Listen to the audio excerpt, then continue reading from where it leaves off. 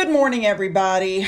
You know what? Before we get into the Royals and all of that and what's going on, I want to talk about Russell Brand for just a second.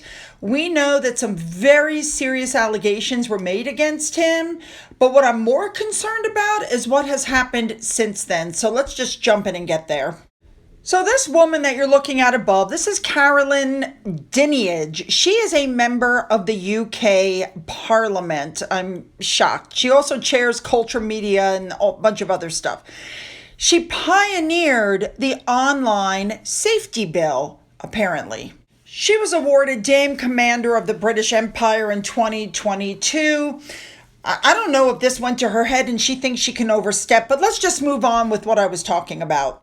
As I said, she's chair of the Culture, Media, and Sports Committee, and it is in this vein that she wrote a letter to Rumble. Here's what she wrote. I'm writing concerning the serious allegations against Russell Brand in the context of him being a content provider on Rumble with more than 1.4 million followers. Our committee is raising questions with the broadcasters and production companies that previously employed him to examine the culture of the industry in the past and whether it still prevails today. We are looking at his use of social media, including on Rumble, blah, blah, blah, blah, blah, blah, blah. But here's the main point of this entire letter. When you get to the bottom, it says, we would be grateful if you could confirm whether Mr. Brand is able to monetize his content, and we want to know whether you intend to join YouTube in suspending his ability to earn money on the platform, and we want to know what Rumble is doing to ensure the creators are not able to use the platform to undermine the welfare of victims. Who does this woman think she is? By the way, she also wrote to Facebook, TikTok, Twitter. She's trying to interfere in his ability to make money based on allegations that haven't even been proven in a court of law yet. Well, let me tell you, Rumble did not take kindly to that, and they had a response for her. So here's Rumble's response. Today, we received a disturbing letter from a committee chair in the UK Parliament. We deplore assault and, words I'm not going to use on here. And we believe the alleged victim and the accuser are entitled to a full and serious investigation. Correct. They said what he's doing on Rumble has nothing to do with the allegations. And while YouTube announced, based solely on media accusations, that it was barring Mr. Brand from monetizing his video content, Rumble stands for different values. We devote ourselves to the vital cause of defending a free internet. And so to paraphrase, in the end, what Rumble said was it's inappropriate and dangerous for UK Parliament to try to control who's allowed to speak on the platform or to earn a living from doing so, and singling out an individual and demanding his ban is even more disturbing. I completely agree. And they basically said, guess what? We're not joining cancel culture and we're not canceling him. Yay for Rumble. Now, here's a copy of the letter that she wrote to X, which used to be Twitter. Now, even more disturbing, it came out that she wrote to GBTV news station, the chair of the Culture, Media, and Sports Committee, warning them that Beverly Turner, who is a presenter at the station, was supportive of Brand on her social media and in broadcast, and therefore she's not impartial. Unfreaking believable. Who does this woman think she is? UK Parliament needs to put a leash on her. Now, this Twitter user very wisely is asking the UK government why the government is pressuring a private company when you have the Human Rights Act, which clearly says innocent until proven guilty once criminally charged. Brand hasn't even been charged. People are all over this woman. I mean, who does the UK government allow one person who hasn't even been charged to go rogue like this? Really? Depriving a UK citizen of their rights. In the meantime, this woman's husband is the former deputy commander of the Army's 77th Brigade, a unit which supposedly tackles legitimate criticism of the British government or, misinformation and disinformation. All right, enough of this woman. Now you guys know what's going on. We need to do something about her. UK needs to do something about her. Let's move on to the real royals now. First, we're starting off with Princess Anne. She had 3 separate appearances in Harrogate. Her first stop was the new clinic services wing at St. Andrews. Then she headed to Starbeck Charity Claro Enterprises and finally to Wood's Fine Linen. Way to go, Anne. Next up, the Duchess of Edinburgh was at a lieutenancy charity meeting in Cold Harbour Mill. Looking lovely. Moving on to William, the London Air Ambulance Charity published a bereavement booklet, and since William is the patron, he wrote the foreword in the booklet. Well done, William. Love this. All right, let's move on to the King and Queen. All right, let's go back to the Palace of Versailles, to the dinner. The Queen paid tribute to her host by wearing a French band. She wore Dior. The gown was specially designed for her by Dior. Absolutely love it. Now, of course, she was the guest of French President Emmanuel Macron and his wife, Brigitte Macron. I thought it was very nice. Camilla wore the George VI sapphire diamond necklace and earrings. There's also a matching bracelet there, which was a present to the Queen Elizabeth from her father. It looked fabulous on her. I'm not sure why she didn't wear the crown. Maybe it was just not appropriate for this event. Macron, of course, was putting on the charm, kissing Camilla's hand. And it's being reported that at dinner they had a blue lobster, which apparently is very rare and had just been caught right before the banquet so that it was nice and fresh. The king gave a speech and said, and I'm quoting, "Your generosity of spirit brings to mind how my family and I were so greatly moved by the tributes paid in France to my mother, whose funeral took place 1 year ago yesterday." There were lots of toasts. This video came up, which just shows the absolute gorgeous decor in this room. This is one of the places, if I ever make it to France, that I'd like to see. Anyway, he continued on, "Your words at that time meant a great deal to us. You said she had touched your hearts, and it was she who held France in the greatest affection, as did my grandmother, the Queen Mother." Yes, she did. Beautiful room. Now, I have to tell you that people were noting that Macron seemed to be getting into this a little bit more than King Charles. You have to wonder if some of this has to do with the riots and everything that took place after the policy changes that he made. But he doesn't look to be waving any more than King Charles is. But there's lots of people on both sides of the street. There was lots of cheering, lots of security, lots of pomp and circumstance. And yeah. Looks like they both thoroughly enjoyed, the walks through the streets. Yeah, Macron may have enjoyed it a little bit more. All right. I may not get the rest completely in order, but I'm going to try. So as far as I know, the next thing that happened, that King Charles went to the Senate in France, the first British monarch to address the French Senate. He spoke to them in English and in French, which I thought was really interesting. He referred to global challenges, climate change. He talked about the relationship between the UK and France. He said that their potential is limitless, and he told the Senate, quote, "For the time that is granted to me as king, I pledge to do whatever I can to strengthen the indispensable relationship between the United Kingdom and France." Now, again, first of all, let me just say this chamber that he was talking in was absolutely gorgeous. The gold, the statues, the ceiling. I don't see how anybody can go in there and get any work done, because how could you just looking around? I'd also like to add that I had no idea that the king was fluent in French, which there's no way he could have given off that speech if he wasn't. It was quite impressive. Anyway, when he was done speaking, he went back to his chair and he had a 2-minute, hi Johnny behind the king, I see you. He had a 2-minute standing ovation. Absolutely wonderful. Now, I don't know if it was before or after they had him sign this book. It seems like he always has to sign something no matter where he goes. But obviously, it was a rousing success. Yes, I'm showing you Johnny one more time. The speech was historic. I think this whole visit is just showing that the king is so popular Really.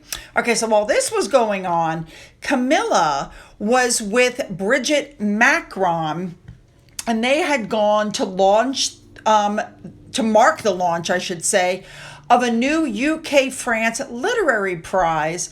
And there was a reception at I don't know, I can't say it. It was a beautiful building. It looks like a library. It was attended by multiple notable literary figures from both countries. You could tell that Camilla and Bridget were definitely getting along. They have the same sense of humor. They were joking around. I mean, it looks fabulous.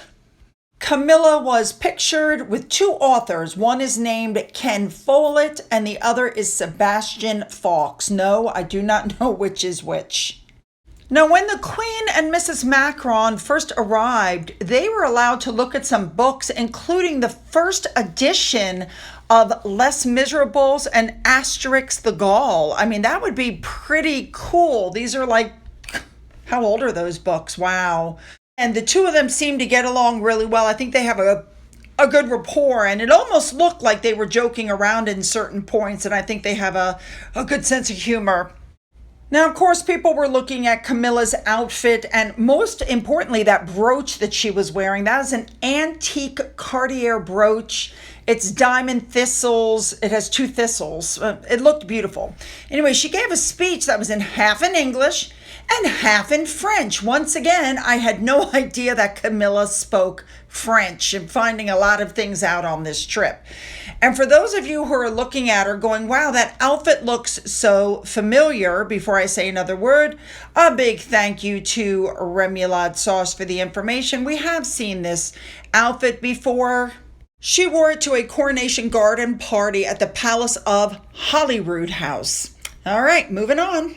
So the next thing that happened was Charles and Camilla met up and they went to St. Denis, which is where the home of the Rugby World Cup Village is located. And they met sports stars, and France is holding the Rugby World Cup as part of their state visit. So they were joined by Bridget Macron and some sports personalities. And then they went to visit a coffee shop on the town square. Now, they met beneficiaries of an organization that helps vulnerable young people find careers. And they also met people from the Prince's Trust International. Now, Camilla, I want you to look at Charles's face. Camilla attempted to play ping pong. Sorry. Look at Charles's face. She didn't do a very good job, but I do have to say at one point she played against Mrs. Bridget Macron, and Miss Macron cannot play ping pong. Let me just tell you right now, the Queen did 10 times better than she did, for sure. I think both women were good sports. Seriously. All right. So the next thing that happened was Charles went with Camilla to visit a Paris flower market that was named after his mother, which I think is really cool. Now, of course, it was pouring rain by that point. Everything was wet, but it didn't matter. Now, Charles and Camilla met a gentleman, Lionel Vivani, I hope I'm saying that correctly, who operated his stall there for 25 years. And he told the king how he had shown Queen Elizabeth around the market, which was renamed after his visit there. The mayor of Paris was also there with them. He was also gifted a picture of his mother that had been taken years and years earlier. Oh, we know how much what an avid gardener he is. So, yeah. Now, after that, the king and queen went to Notre-Dame. Apparently, people were hanging out the windows to greet them. And the first thing they did was meet the firefighters who worked to, stop that fire, which occurred in April of 2019. So they joked apparently that they were working as quickly as possible to meet Macron's deadline for the reconstruction. They also met some of the artisan stonemasons that are working to repair statues and gargoyles that were apparently also damaged during the fire. Now, apparently, the cathedral has been undergoing restoration work It's not due to be completed until 2024.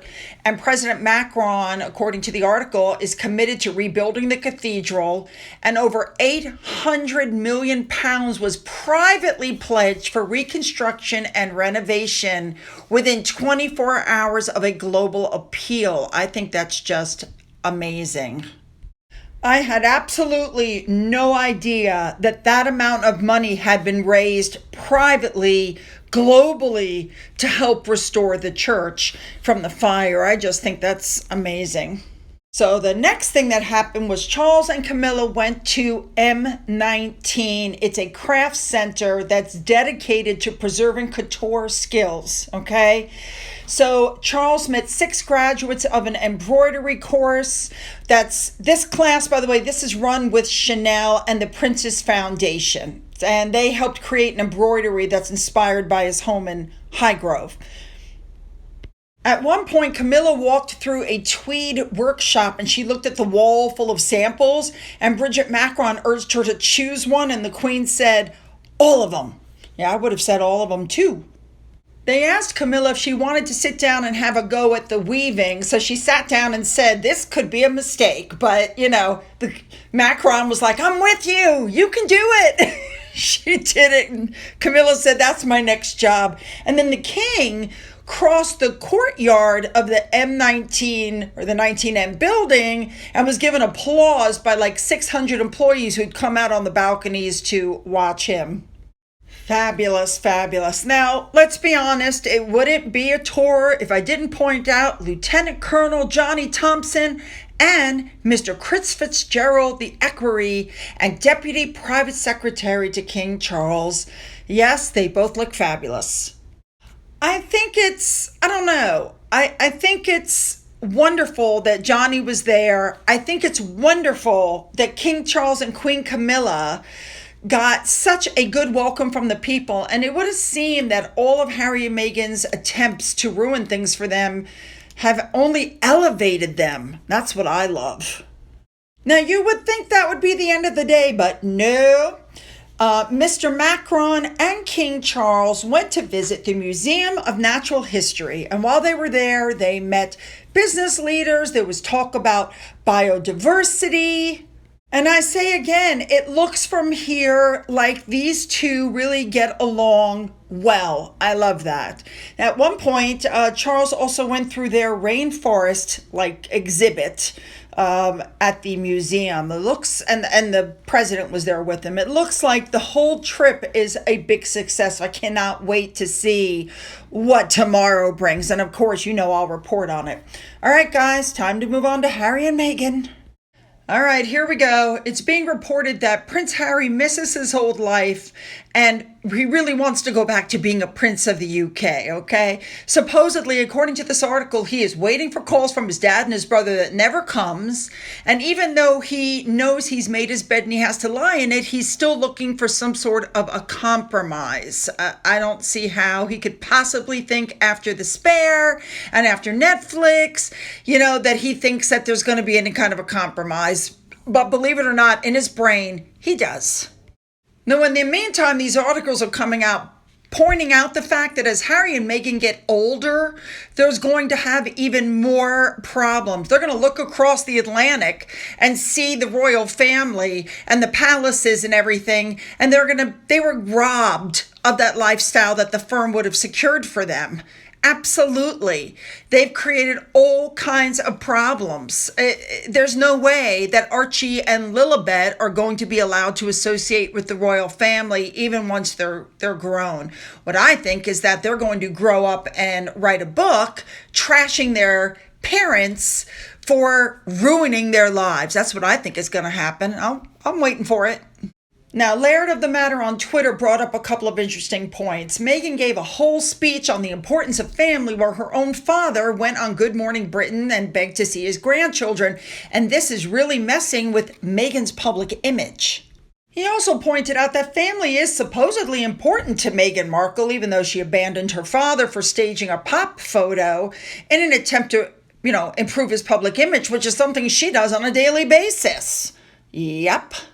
Now, Laird of the Manor also pointed out that Meghan's admirers, the Sugars, are really her greatest weakness because we know that they're really rude, mean, they're devoid of intelligence, and she thinks she's doing a good deed in inciting them to harass the royal family. But to most of us, they're simply a reflection of Meghan herself, a toxic individual who is best avoided.